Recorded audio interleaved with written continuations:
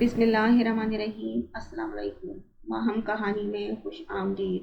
مزید اچھی اور دلچسپ کہانیوں کے لیے ماہم کہانی کو سبسکرائب کیجیے اور ماہم کہانی کی ویڈیوز کو زیادہ لائک اور شیئر کیجیے۔ چلتے ہیں کہانی کی طرف۔ اکیلے جو دکھ اٹھاتے ہو یہ تم اچھا نہیں کرتے، ہمارا دل جلاتے ہو یہ تم اچھا نہیں کرتے۔ کہا بھی تھا محبت میں محبت ہی اسے رکھو، تماشا جو بناتے ہو یہ تم اچھا نہیں کرتے۔ اٹھاتے ہو فلک تک تم ہمیں سر محفل، مگر اٹھا کر جو گراتے ہو یہ تم اچھا نہیں کرتے۔ کوئی جو پوچھ لے تم سے کہ رشتہ کیا ہے ان سے، تو نظروں کو چراتے ہو یہ تم اچھا نہیں کرتے۔ بکھر جائیں اندھیروں میں سہارا تم تو دیتے ہو، مگر پھر چھوڑ جاتے ہو یہ تم اچھا نہیں کرتے۔ خوبصورت فریش گلابوں کا بوکے اور ساتھ میں ایک ننھے سے آئی ایم سوری کے کارڈ پہ موتیوں کے سے الفاظ میں لکھی یہ نظم۔ وہ سو کر اٹھی تو اپنے سرہانے رکھے پھول دیکھ کر بے ساختہ حیران ہو گئی تھی۔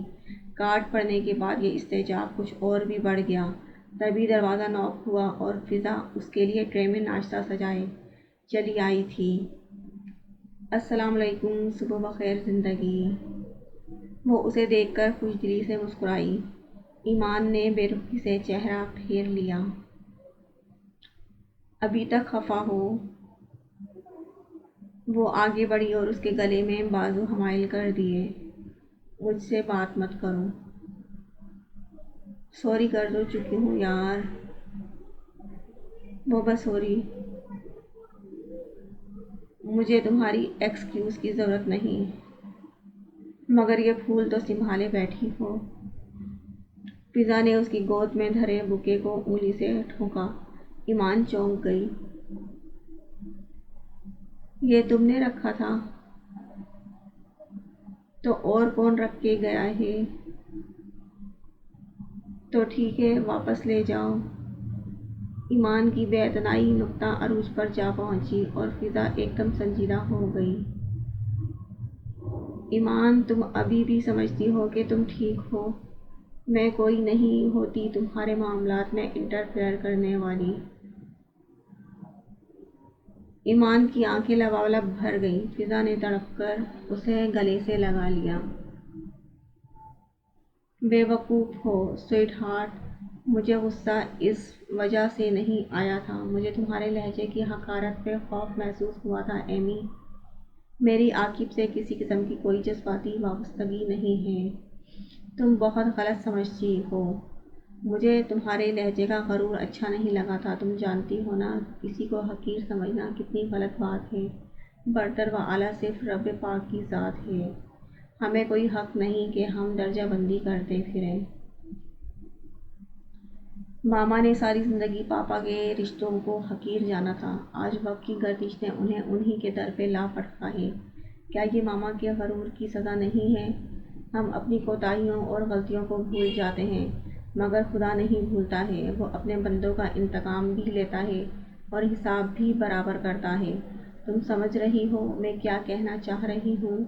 اس نے تسلسل سے بولتے ہوئے رک کر اسے دیکھا تھا۔ ایمان نے آہستگی سے سر ہلا دیا۔ گڈ، اب مجھے معاف کر دیا ہے نا؟ ہاں۔ اس نے ایک بار پھر سر کو اثبات میں ہلایا تو فضا بے اختیار مطمئن ہو کر مسکرا دی، جبکہ ایمان آہستگی سے پلنگ سے اٹھ کر منہ ہاتھ دھونے کے ارادے سے کمرے میں چلی گئی۔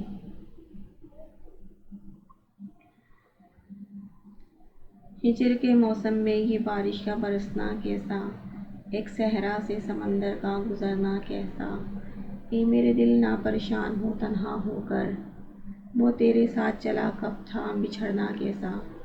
لوگ تو کہتے ہیں گلشن کی تباہی دیکھو، میں تو ایک ویران سا جنگل تھا اجڑنا کیسا۔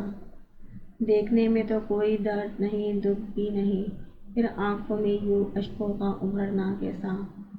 بے وفا کہنے کی جرات بھی کبھی نہ کرنا، اس نے اقرار کیا کب تھا مکرنا کیسا۔ اس کے ایگزام کا آغاز ہوا تو ہر روز کالج جانا مسئلہ ٹھہرا۔ تاؤ جی نے محض اس کے خاطر بیٹوں کو ایمرجنسی میں گاڑی خریدنے کا آرڈر کیا۔